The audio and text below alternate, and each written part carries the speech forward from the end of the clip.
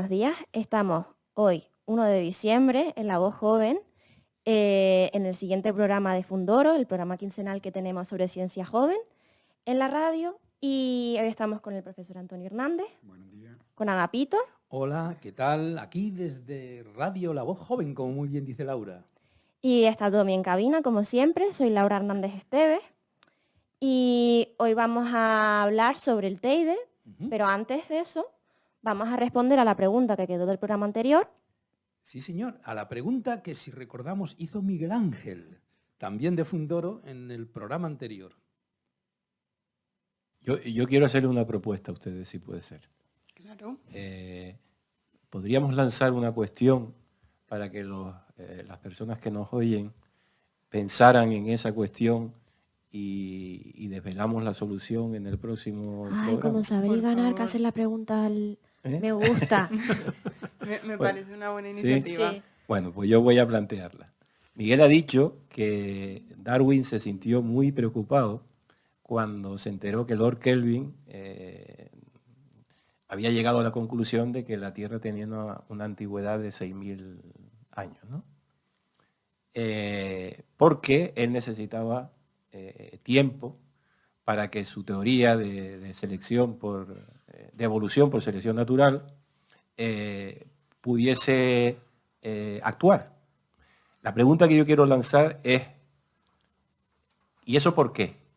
¿Por qué la teoría de selección de evolución por selección natural necesitaba tanto tiempo para que fuese eficiente, para que pudiese funcionar?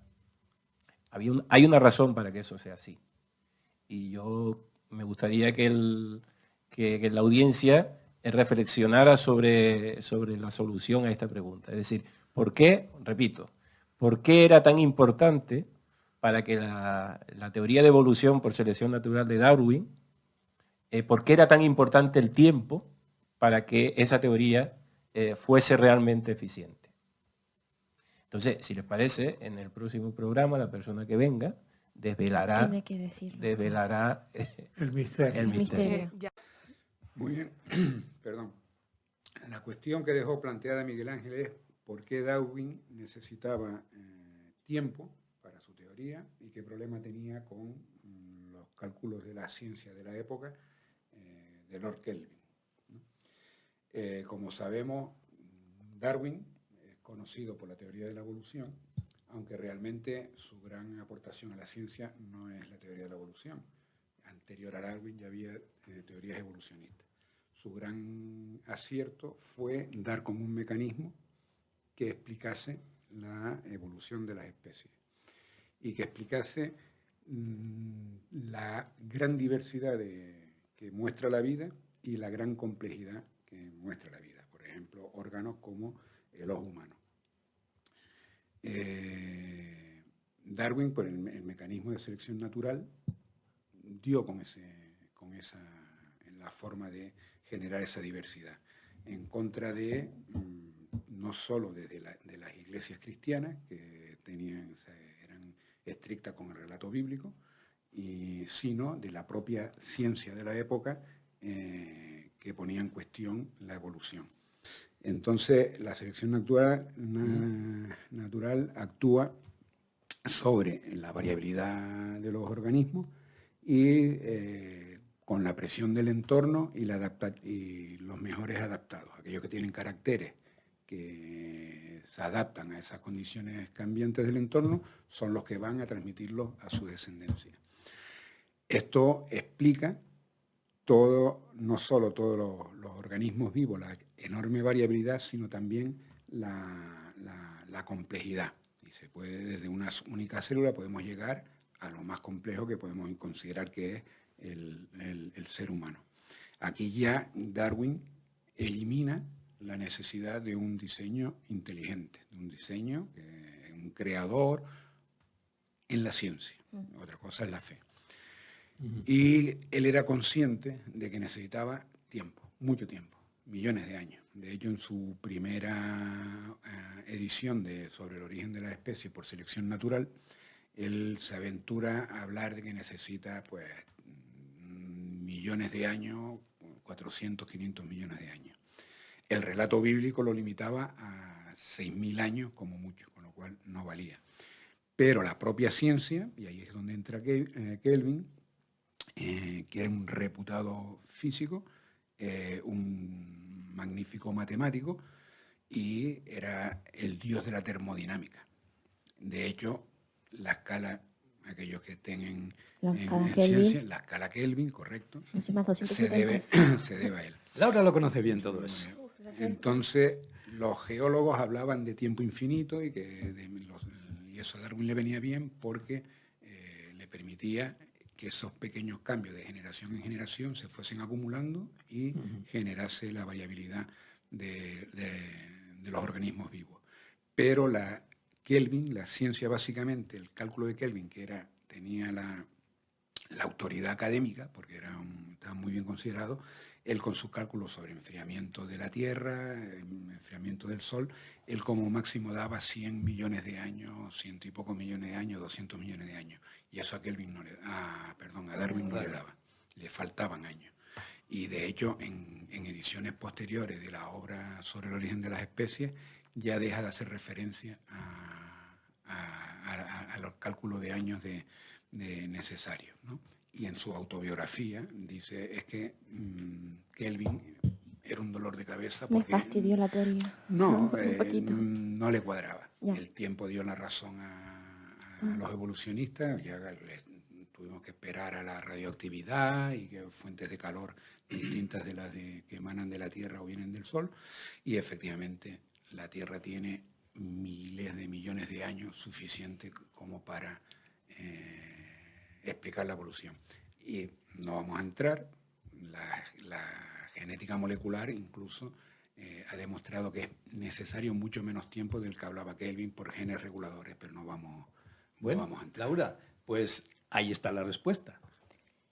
Y ahí tenemos la respuesta. Bueno, ya estamos como tranquilos, como ya sabemos que por qué necesitaban tanto tiempo Darwin, para que su teoría tuviera sentido dentro de un cuadro temporal. Y lo que vamos a hacer ahora es ir al meollo del asunto, al programa de hoy. Al de hoy, a lo que toca hoy. ¿Qué toca hoy? Hoy vamos a hablar de las mediciones del Teide, porque en Fundoro hicieron hace poco una reprografía, ¿no? ¿Cómo se llama? Un taller sobre... donde se reproduce la medición histórica del Teide. Entonces... Un taller que llevaba Antonio, que por eso es el que está Antonio aquí. Cuéntanos, o sea, ¿cómo se te ocurre primero hacer un taller sobre la medición del Teide? ¿Y por qué es tan importante saber la altura del Teide? Bueno, el taller no se te ocurre a ti solo. El taller lleva ya unos años, es de la antigua secretaria de Fundoro, de Ana Delgado, basándose en los relatos históricos que están contemplados sobre la medición histórica del Teide. Yo estoy sustituyendo, Ana se ha jubilado, entonces yo he venido a cubrir su puesto y he asumido el desarrollo del Teide. En este taller que se realiza en donde está el Centro de Interpretación del Parque Nacional del Teide, Teleforo Bravo, en la parte superior que está en el Mayorazgo, pues ahí vemos un poco de historia, explicamos un poco de historia de las primeras mediciones, cómo se llevaron a cabo, qué exactitud tenían. Explicamos también, hacemos un pequeño taller de medición de elementos que están en la misma plaza, la farola, incluso el drago que está en la plaza, para que entienda el alumnado que con la herramienta matemática que tenemos, estamos hablando de cuarto de la ESO y primero bachillerato, pero la herramienta matemática trigonométrica que tenemos es suficiente para calcular la altura de cualquier elemento, incluido el Teide. Bordá fue el que hizo la medición más exacta, utilizó trigonometría, que se sigue la misma trigonometría que estamos estudiando en los centros actualmente en los niveles superiores, ¿no? De cuarto de la ESO y primero bachillerato. Por cierto, donde hacen el taller estaba al lado el drago de Franchi. Sí, señor. Y viene ahí en la plaza hay un módulo que fue... Famoso drago de Franchi.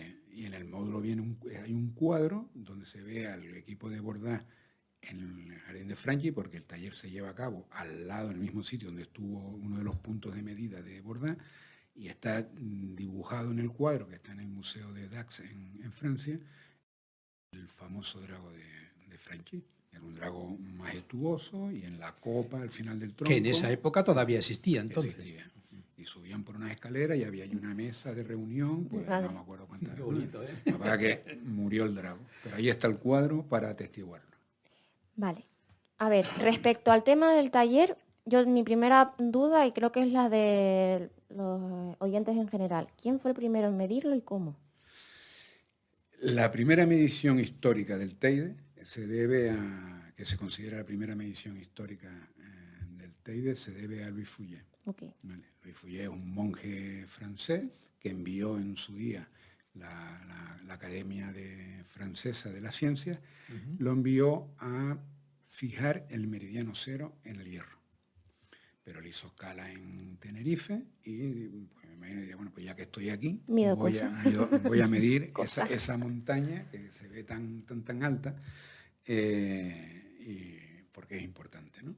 Él la realizó, él lo hizo con un solo triángulo, fue a principios del siglo XVIII, en 1721, creo recordar, y la realizó con un solo triángulo desde Martianes. Vale. En la playa Martianes cogió una base, ¿vale? Midió una base, no eran metros, sabemos que era 409 metros alrededor, pero en aquella época el sistema métrico nacional no estaba estabilizado, no existía. Era por pie, pues aquí se hablaba, cogía unas dobles cadenas, unas varas que se compraban más o menos, y se hablaba de toesas, pero que se convierten en 400 metros. Con esa base midió los ángulos al pico del Teide y calculó, con fórmulas trigonométricas, calculó la altura del Teide. Obviamente las herramientas con que disponía de cálculo de ángulos y la base era muy corta, se equivocó, le dio 4.000 y pico, 4.300 sí, se pasó un poquito. Metros, se pasó, bueno. Pero bueno, es la primera medición que se hace del Teide que está documentada de forma...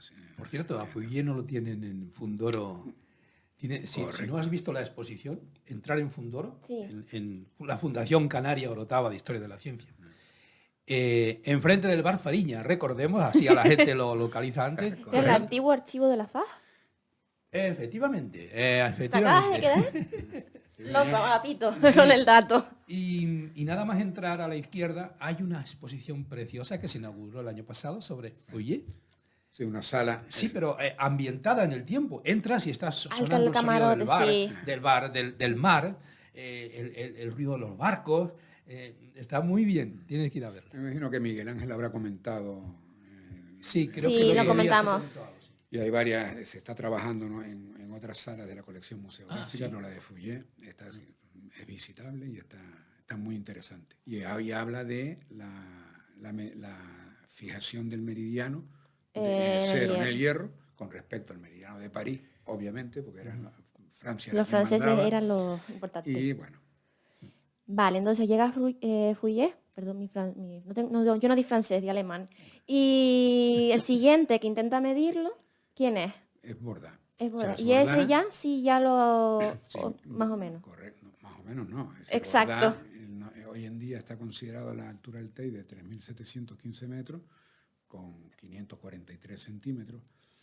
Sí, perdona, porque aclararnos todo eso, porque la gente, que si 3.717, que si 18, que si no, ahora ha bajado porque los turistas se llevan las piedras. A ver, ¿qué hay de científico?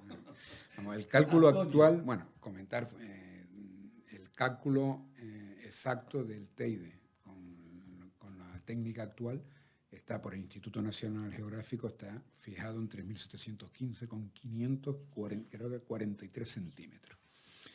Si nosotros buscamos en internet, ponen qué altura tiene el Teide, pues igual salen, no sé, Perdona, 3.715 con 543 centímetros creo que era. Vale. Entonces, si nosotros buscamos en internet, ponemos qué altura tiene el Teide, pues igual nos salen decenas de miles de páginas o cientos de miles de páginas. En todas esas páginas, probablemente, salvo en dos, vamos a encontrar que la altura del Teide es 3.718, en algunas 17.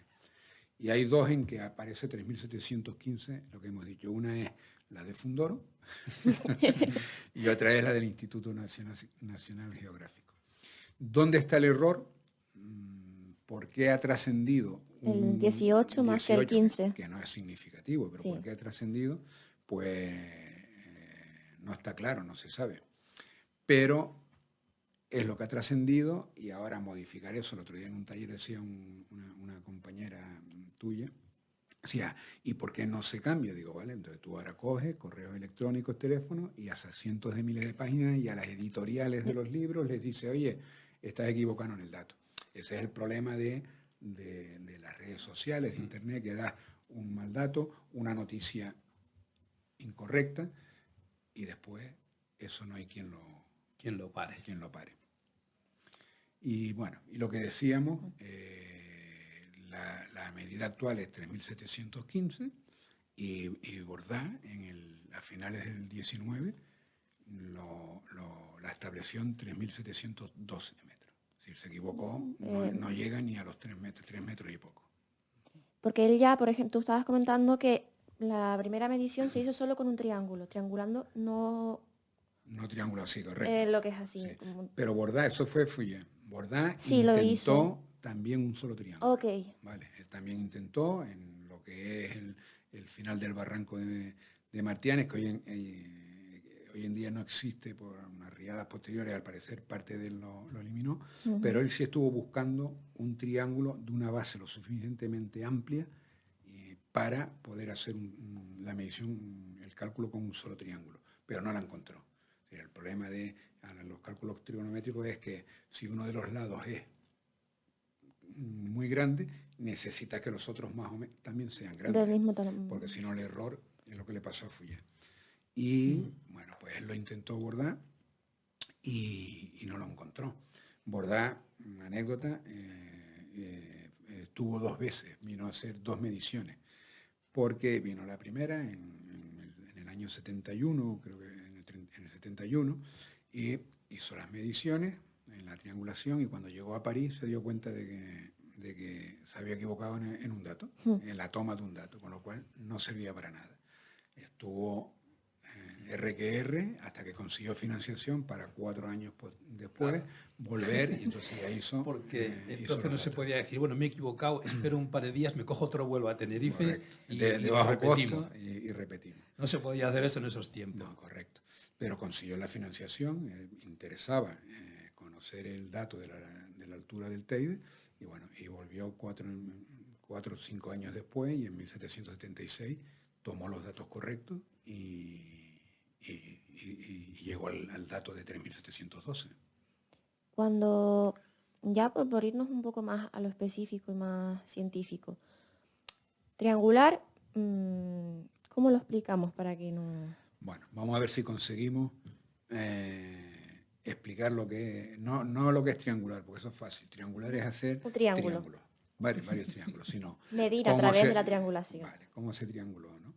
Aquí he traído un póster que utilizamos en el taller, no sé si es conveniente, si se vería. Perfectamente. Vale. Es este, ¿no? Sí. Así y en esta posición. Sí. Vamos a ver si... Sí, simplemente para que se vea. Sí. Vale. No te entendemos. Vale. Venga. Vale. Bueno, pues esta es la triangulación que realizó Borda, ¿no? Está exagerada la parte del primer triángulo. Básicamente es lo siguiente, y es lo interesante que queremos. El módulo que hay en la plaza está genial. Además, recomendamos que lo visiten porque no es un mural plano, sino es curvo, de tal manera que tiene unos orificios, de tal manera que mirando por esos orificios vemos exactamente los puntos que utilizó Borda. Si miramos por el de la izquierda, vemos el pico del Teide que está enfocado, y por el lado derecho vemos lo que es el Hotel Taoro en la montaña, lo que se llamaba la montañeta del Puerto de la Cruz, que es el Hotel Taoro, y se ve la casa de Cologan en la urbanización La Paz no se ve la Casa Colocan, se ve un amasijo de 20.000 edificaciones, pero está enfocado donde está la Casa Colocan. ¿Por qué? Porque Borda decidió tomar una sola medida tangible, que es lo interesante, es decir, él solo midió un lado de los 3 triángulos que usó, que es de la Casa Colocan al Jardín Botánico. ¿Vale? Ahí midió 3 varas que compró en Cádiz, en el viaje que venían de Cádiz, compró 3 varas y unas cadenas, y en la distancia del sistema métrico decimal, pues son 400 y pocos metros, ¿no? Esa es la única medida tangible y real. Todo lo demás que midió fueron ángulos, con respecto a los distintos triángulos. Estamos, recordemos, en la urbanización La Paz, con los 400 metros, y después midió el ángulo con el Hotel Taoro, con el jardín de Franchi, y después del jardín de Franchi midió también al Teide. Y desde el Taoro también midió al Teide. Él en ese triángulo hizo 2 mediciones, sacó la media, que no eran significativas. Y entonces, en esa triangulación, con la trigonometría que vemos en cuarto la ESO del triángulo rectángulo, nos permite entender qué triángulos quería estudiar Borda. Y realmente hay 2 triángulos, ¿no? Uno es el ángulo que va desde el pico Teide, pico Teide hasta la Orotava, ¿vale? Ahí hay un ángulo recto, eso nos da una altura. Otra altura es desde la Orotava hasta la urbanización La Paz, es la segunda altura, y una tercera altura que es de la urbanización La Paz al mar, que ahí no utilizó triángulos, ahí utilizó triángulos, pero al revés.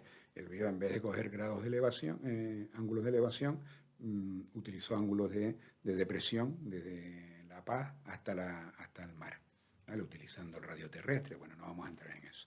Y sumando esas 3 alturas, ¿vale? Le dio 3.718 metros. Pero él sabía que por la distancia que estaba trabajando, por una fórmula complicadísima que se deba a Pascal, la refracción de la luz generaba error. Y eso él lo calculó y dice, aquí hay que quitar 4,5 metros. Entonces, de su medida quitó 4,5 metros y sacó los 3.712 metros. Estamos hablando de finales del siglo XVIII, de 1776, y con los instrumentos que tenía él. Nosotros utilizamos exactamente los mismos instrumentos que él, y se puede conseguir. Ya sería en primero bachillerato, pero bueno, y el otro día incluso un grupo de primero bachillerato empezó a resolver los triángulos de Borda. Nosotros utilizamos un goniómetro construido por el alumnado en el instituto, es más vasto que el círculo de Borda, pero bueno, nos vale para calcular en el taller. Utilizamos una cinta métrica, él utilizaba varas, pero nosotros medimos con el sistema métrico decimal. Utilizamos una calculadora científica, donde vienen las razones trigonométricas, seno, tangente, etc. Él utilizaba tablas, obviamente, pero era su calculadora científica, era sus tablas, ¿no? Y lápiz, goma y papel. Utilizamos básicamente lo mismo, ¿de acuerdo? O sea, que eso lo hacen en el instituto.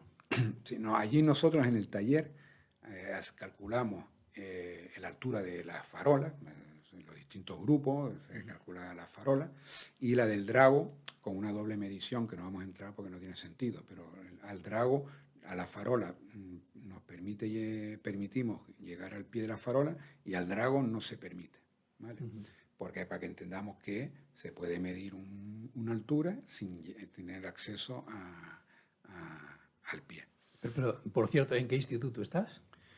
Bueno, yo estoy ahora en comisión en Fundoro, en la Fundación Canario Orotava de Historia de la Ciencia, pero yo tengo mi plaza en el IES Chapatal de Santa Cruz. Porque hablabas de los chicos en el instituto. Sí, bueno, he estado, pero vamos, nunca he pisado ese instituto. He dado clase en el Realejo, bueno, he estado en muchísimos institutos, pero vamos, soy profesor de secundaria, ¿no? Muy bien. Laura. Yo que tengo una duda, porque yo veo que llegan científicos a Tenerife, lo primero que dicen es voy a medir el Teide, porque entiendo la curiosidad de decir, hay una montaña muy grande, hay un volcán muy grande ahí, y yo necesito saber la altura, pero ¿por qué es tan importante? ¿Por qué les daba esa curiosidad? Bueno, durante mucho tiempo el Teide se consideraba la montaña más alta del mundo conocido, ¿vale? Del mundo que se conocía. Y por una sencilla razón, porque llegar a la isla de acercarte a Tenerife y ver cómo en una base tan pequeña sube tanto en altura la isla, da la impresión de que eso es majestuoso, que lo es. Si, por ejemplo, una de las estampas más bellas del Teide, más impresionante, es la desde Agulo de La Gomera, no sé si han estado, que se ve, o si han venido de la península, cuando vienes de la península en barco, cuando te vas acercando, pues impresiona. Y si está nevado, que en esa época igual estaba nevado 6, 7 meses, pues ya en blanco ya es el acabose, ¿no? Y aparte de eso, en esa época, en esos siglos, no había técnicas para calcular la altura de las montañas en el continente. Okay. ¿Vale? Por ejemplo, uno piensa en los Alpes, y dice, ¿por qué es que en los Alpes hay? Claro, pero es que uno iba a los Alpes y lo que iba subiendo, iba a una montaña, iba subiendo, pero no tenía esa impresión. No tenías la visión completa de la montaña. De la montaña, parece claro. que son bastante más altas que el Teide. De todas maneras, el Teide es el volcán más alto del Atlántico. Y si vamos desde la Corteza, son 7.000, cerca de 8.000 metros, ¿no? Pero ya a partir del siglo XVII ya se empezó a poner en duda eso. Y el propio Louis Fouillé decía, esta no puede ser la montaña más alta del mundo. Porque en el Nuevo Mundo, cuando Colón estuvo en América, dice, yo cuando he ido a América, la cordillera de Santa Marta, yo empiezo a verla desde mucho antes de lo que empiezo a ver el Teide, con lo cual esa montaña, esa cordillera tiene que tener más altura que el Teide, ¿no? Hablaba de leguas, 40 leguas, 60 leguas, etcétera, ¿no? Pero bueno, eso no quita que no fuese importante, aparte de la curiosidad científica, que no fuese importante conocer la altura del Teide. ¿Por qué? Porque si nosotros tenemos, a ver si consigo explicarlo también, en las ondas. A ver, si nosotros tenemos fijado un meridiano cero en el Hierro, ¿vale? Eso nos da el meridiano, y en París, ¿no? Tenemos ya 2 meridianos. Si yo tengo fijado un punto como el Teide, que se ve desde muy lejos, ¿de acuerdo? Yo puedo, con cálculo desde un barco, cuadrangular, triangular, y decir, oye, mi rumbo, voy correcto o no, cuando salgo a América, ¿no? Ustedes no pensemos que cuando Colón fue en busca de las Indias y se encontró con lo que hoy en día llamamos América, él lo único que sabía era que viniendo a Canarias había unos vientos, se iba a encontrar unos vientos que lo iban a llevar para el oeste. ¿Sabes? Que son los vientos alisios, ¿vale? Y él es lo único que sabía.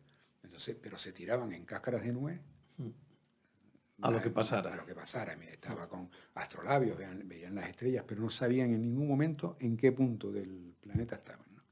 Si yo tengo un punto de referencia, digo, pues mira, allí tengo el Teide, hago los cálculos, digo, puedo calcular. Hombre, obviamente desde que dejas de verlo ya no te sirve. Yeah. Pero sí te valen mientras en toda la parte de la salida. Y después hay otro elemento importante, que teniendo situado geográficamente una referencia como el Teide, a mí me permite mapear toda la zona de alrededor. De hecho, si nosotros vemos el mapa de Canarias de Bordá de la época, que es otro de los paneles que ponemos, y lo sobreponemos sobre el mapa actual, vemos, hay diferencias, están rodadas las islas, pero es bastante cercano. Y también nos permitía, desde todo lo que era la costa africana continental, cerca de Canarias. Okay. Porque si yo tengo la referencia al Teide y estoy en Fuerteventura, una montaña, después de Fuerteventura esa referencia la utilizo para tal. ¿Y por qué eran importantes los mapas? Porque, como ahora, quien tiene la información tiene el poder. Okay. Si yo tengo mapas lo más correctos posible, tengo una ventaja sobre mi competidor para el tráfico marítimo, que era el comercio. Todo era dinero. Y en esa época las grandes potencias eran Gran Bretaña y Francia. ¿Vale? Entonces, quien mejores mapas tenía, mejor control del tráfico marítimo tenía. Ya Gran Bretaña dicen que se había hecho en Filipinas cuando la asaltó Manila con un montón de mapas de los 2 siglos anteriores, y que gracias a eso terminan en Australia, Nueva Zelanda y más islas del Pacífico. Claro. Los mapas de Urdaneta y todos aquellos navegantes se los cogen en Gran Bretaña. Y claro, con eso... Los ingleses robando te dan cosas. el plano y ya sabes dónde está todo y ya sabes dónde tienes que atracar un barco, dónde no. Hay una anécdota que no viene, aprovechando hablamos de Fouillé, de por qué el meridiano cero se marca, dice, bueno, ¿por qué lo marcas en el Hierro? En el Hierro, sí. Y no lo marcas en islas que están más hacia el Atlántico. Lo quieres marcar ahí, bueno, las Azores o de lo que fuese, ¿no? Bueno, y era porque había un acuerdo en el que, yendo de derecha a izquierda, si estamos viendo el bloque terrestre, dice, hasta el meridiano cero no es libre, es territorio, es mar de paz. Es decir, ahí respetamos las banderas nacionales. Los barcos ingleses respetaban al francés, a los españoles. Pero del meridiano cero hacia el interior, eso era tierra sin ley. Era mar sin ley. Y entonces los franceses decían, no, si tú llegas al meridiano cero y lo pasas hacia el continente, yo te respeto. Ahora, como yo te pille antes de llegar, tengo derecho a piratear. Y entonces, por eso lo fijaron ahí, porque era maga. ¿Por qué no lo pusieron en Lanzarote? Que hubiese sido, pues igual estaba muy cercano. Tenían que dejar espacio todavía. Muy curioso eso, muy curioso. Porque claro, de ahí pasa Greenwich, al meridiano de Greenwich. Sí, eso ya fue posterior. Y, bueno, pero bueno, de todas maneras en el Hierro se sigue conociendo como meridiano. Y allí en el Hierro se ve, hay un elemento arquitectónico que recuerda y un panel que recuerda el meridiano del Hierro. Muy bien. Pues nada, Laura, tú misma, continúa. A ver, hemos hablado de 2 científicos que han medido el Teide. ¿Alguno más? Del históricamente, siglo XVII, XIX. No, y de mediciones históricas científicas se consideran estos 2 como los iniciales, ¿no? Anteriores a ellos, pues hay referencias históricas desde Ptolomeo, en el mapa de Ptolomeo, pero que podamos considerar técnicamente con ciencia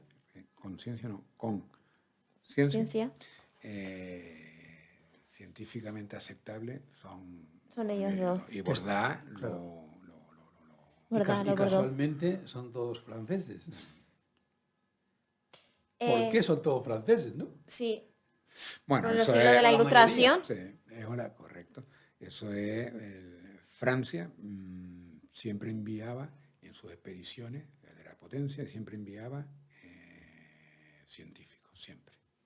Porque sabían que, aparte de la información, lo que hablábamos antes, la información es poder, me permite, aparte era el afán del conocimiento, porque todo viene de la ilustración, etc.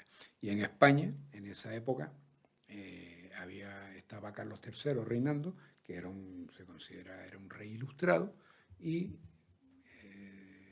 había buena sintonía entre España y Francia. En esa época. En esa época, no siempre ha sido así. No, pero bueno. Estamos hablando del siglo XVIII.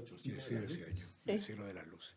Y la pérfida Albión, que era Inglaterra, era el Reino Unido, era el enemigo a batir. Pero nosotros nos llevábamos bien con Francia y mientras nos llevábamos bien... Les dejábamos venir a investigar y hacer. Porque también interesaba, claro. Era un trabajo que hacían los franceses, por así decirlo, que tú aprovechabas también esos conocimientos, esos datos. En las expediciones también iban científicos españoles. Si con Borda vino Varela, en Cádiz se subió Varela y todo el tiempo estuvo el científico español acompañando, ¿no? Pero bueno, la financiación de la expedición era francesa. Todo esto le está encantando a Laura, porque Laura es licenciada en Ciencias Ambientales. Graduada. Correcto. Pero hay una licenciatura. Ah, ¿no es licenciatura? No, ya no hay desde la Remolania. ¿Cómo se llama ahora? Es grado. Bueno, vale. Pero, y además estás haciendo un máster en... Formación del profesorado. Aquí en la Universidad Europea de Canarias. Sí. Y lo que no he entendido, ¿por qué los fines de semana solo? Porque está especializado para gente que está trabajando y hay mucha gente mucho mayor que yo. para que tienen trabajan 3 semanas, luego tienen niños y esas cosas. Muy bien. Pues por eso este tema a ella... A mí siempre me parece todo... Bueno, Le cualquier Pues nada, tema pues científico me parece interesante. Te invito a participar en alguno de los talleres y te presto un goniómetro, una cinta métrica y tú lo calculas. Voy a dejar Y una te- pregunta histórica en el aire. ¿Por qué se llamaba Reino Unido la pérfida Albiol? Albión. Albión. Muy bien. Yo sé por qué, pero no lo voy a decir. Vale. Pero se lo dejamos al compañero que viene dentro de Sí, 15 días. es un dato más histórico, no tan científico, Vale. pero... Él lo contesta, no te preocupes. Ah, o sea, esa va a ser la pregunta. Sí. Sí, bueno, él me ha dejado Bueno, una o podemos pregunta. hacer varias. Podemos dejar... Vale, Yo pero tengo está una muy pregunta. interesante. ¿Por qué se llamaba a Gran Bretaña la pérfida Albión? Una. Pero además, tú nos tenías preparada. Sí, ¿Otra pregunta? una para poner en un apuro Ah. al compañero. No, mira, nosotros una de las actividades que se desarrollan en Fundoro es, que se quiere rescatar para el próximo año es, en enero, es un ciclo de cineforum. ¿Vale? Una película y generar un debate en la sede de Fundoro, ¿no? Muy bien, porque eso tenía tradición en la Sí, Orotava, el cineforum. Bueno, pues eso es lo que En la Tomás, Pergoma, el compañero que viene en la próxima, queremos rescatarlo, ¿no? Y el título del Cineforum, que empezará el 19 de enero, y aprovecho para invitarlos a asistir a los radioescuchas, es 40 años de ciencia en Blade Runner. Blade Runner Peliculón. es un peliculón, a quien no lo conozca se lo recomiendo, sobre todo la primera, aunque Tomás me matará porque dice que la segunda también es igual de buena, y ahí discrepamos, pero bueno, es una película de culto, ¿no? Y bueno, entra por ahí y parte de las películas que se van a proyectar van a ser de ciencia ficción, ¿no? Como Blade Runner. Y la pregunta es la siguiente. Si los conceptos de ciencia y de ficción son antagónicos, son antonimias, son contrarios, es decir, no hay nada más contrario que la ficción, la inventiva, y la ciencia, que es método científico. ¿Cómo es posible que se utilice la expresión ciencia ficción para denominar al género literario y cinematográfico? Muy buena pregunta, como dicen en la televisión. Esa sería la pregunta que dejamos junto con la de la pérfida Albión. Esa es histórica. Siempre me ha hecho muchísima gracia el motivo porque tiene el nombre. Se la pasaré a Tomás. Una pregunta histórica y una pregunta científica. Está interesante lo de la ciencia ficción. ¿Por qué? ¿Por qué ciencia ficción si es todo lo contrario? Una cosa ambos son. Bueno, yo creo ya. Por último, el taller lo pueden ir a visitar quien quiera ahora mismo. Bueno, el taller, vamos a ver, el taller son talleres que ofertamos a los centros. Ok. Y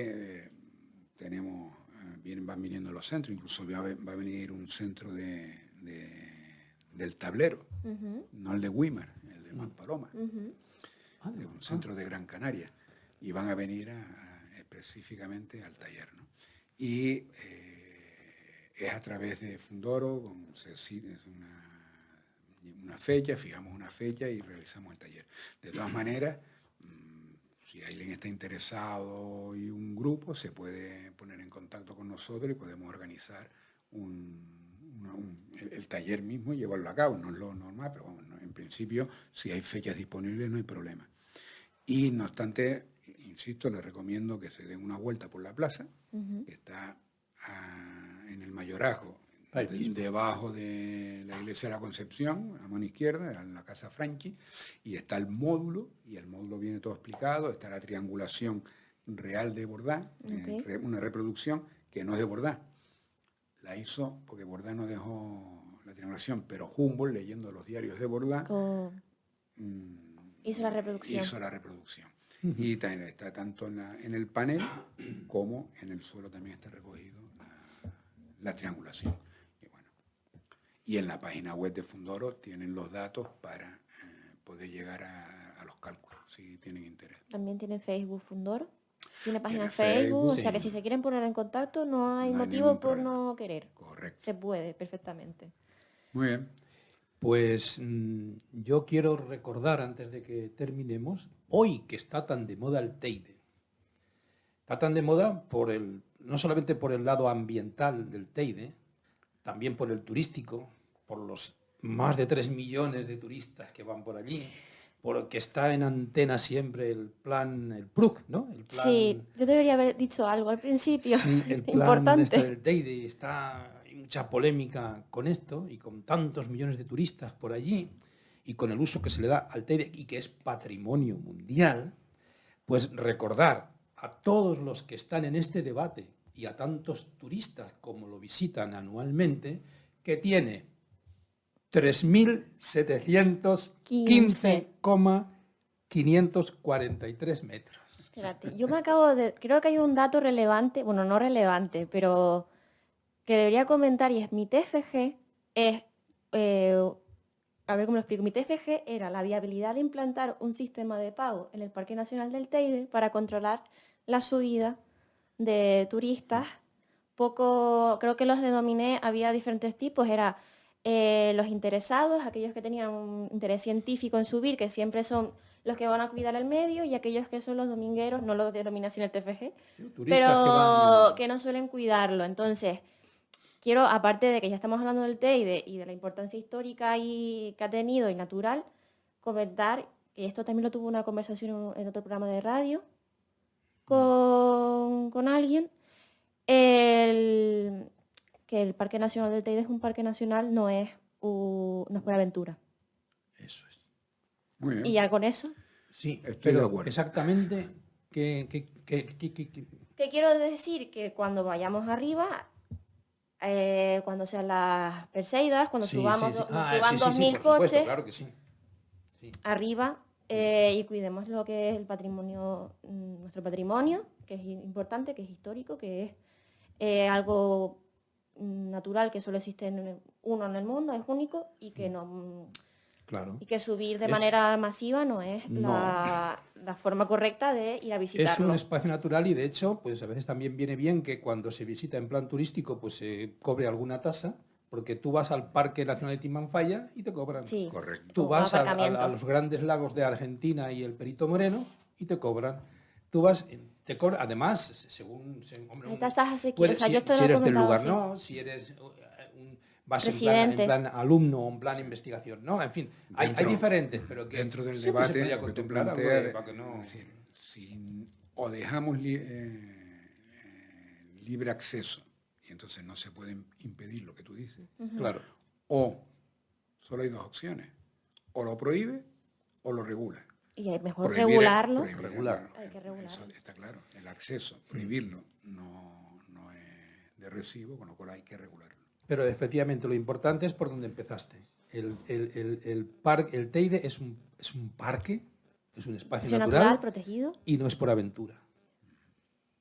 Correcto. Muy bien, Pues muchas Laura. gracias, Antonio. Gracias a ustedes por invitarnos. Espero haber sabido explicar en qué consiste el taller de medición del Teide y nada, agradecerle la invitación y a lo mejor nos vemos otro día por aquí. Pues claro que sí, porque este este programa experiencia en un programa de radio, pues muy bien. Coordinado por la Fundación Canaria Orotava de Historia de la Ciencia, que está aquí en el centro de la Orotava, en la calle La Carrera, y cuando quieran pueden pasar por allí, porque tienen ahora mismo, hay hasta 2 exposiciones, la de Fouillé y la de Sin tiempo no hay nada, que presentó el otro día Miguel Hernández. Y además, como dijo el otro día Miguel Ángel, tienen una biblioteca extraordinaria. Así que les animamos a acudir a Fundoro y recordamos que este programa es quincenal. Cada 15 días está aquí alguna persona de la Fundación Canaria Orotava de Historia de la Ciencia para hablarnos de ciencia para los jóvenes. Nos dejan una pregunta planteada. Hoy Antonio Hernández nos la ha dejado y el próximo día quien venga tendrá que contestarla. Sí, señor. Pues nada, nos vemos el próximo programa de Fundoro. No sé quién nos toca, ¿sabes? No tienes ni idea. No, sorpresa. Tiene Tomás, compañero que coordina las actividades de la Fundación, el coordinador. Muy bien, pues entonces el coordinador de la actividad de la Fundación. Y a Tomás el próximo día y vamos a ver qué nos cuenta. Tú misma. Muchas gracias y hasta el próximo programa. Gracias.